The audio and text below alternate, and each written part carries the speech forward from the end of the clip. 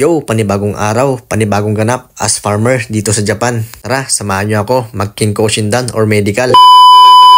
At dahil dumating na yung pa-fail na pipilapan natin para sa medical examination natin dito sa Japan, ito yung mga nakita natin. Alam mo yung moment na yun, ay grabe, halos hindi ko na kayang maisulat yung pangalan ko in katakana. Ginawa ko dyan, talagang nag-research pa ako para lang maisulat ko yung pangalan ko dahil nakalimutan ko na. Kaya ito yung mga nakasulat sa may papel. At talagang tinititigan ko mabuti kung anong ibig sabihin nito. At naintindihan ko lang dito yung hi at saka iye, pero hindi ko alam yung ibig sabihin. Gusto sa mga nag-aaral dyan sa Pilipinas ng Nihongo at mga paalis na mag-aaral kang mabuti para pagdating nyo dito, hindi kayo mahihirapan. Sa totoo lang, mahirap din pala kapag hindi ka na nagre-review ng Japanese language, nakakalimutan mo na. A few moments later.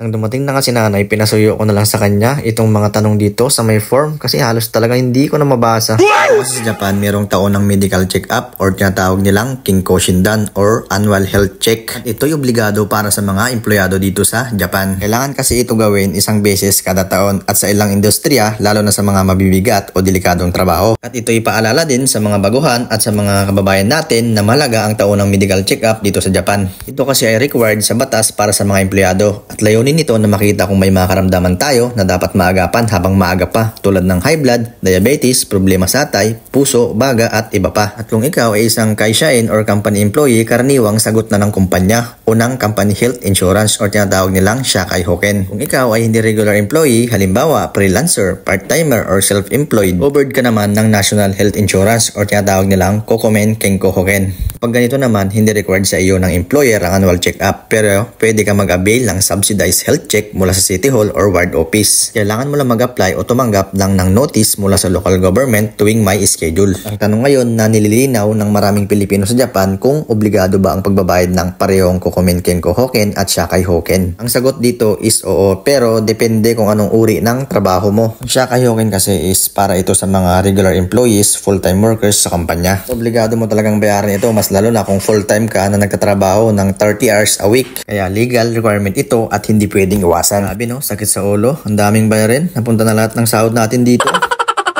Ito namang Kokomen Kenko Hoken na tinatawag nila or National Health Insurance. Obligado din ito para sa mga freelancer, part-timer at walang employer na nagbabayad ng Shakai Hoken para sa kanila. Kaya dapat mong bayaran ito kung ikaw ay hindi covered ng Shakai Hoken. Resident ka ng Japan, may visa at address, self-employed, student or unemployed. Kaya ulitin ko, obligado ito ayon sa batas. Hindi pwedeng piliin lang kung kailan mo gusto magbayad. Ang tanong ngayon, paano naman daw kung hindi nagbabayad ng insurance? Ano mangyayari? Una is mauwi sa utang ang contribution mo. Pwede kang multahin or habulin ng City Hall ng Japan. Maaapektuhan din ang visa renewal mo pagkuha ng residence card or permanent residency. Grabe no, higpit sa Japan. Ang daming bayarin.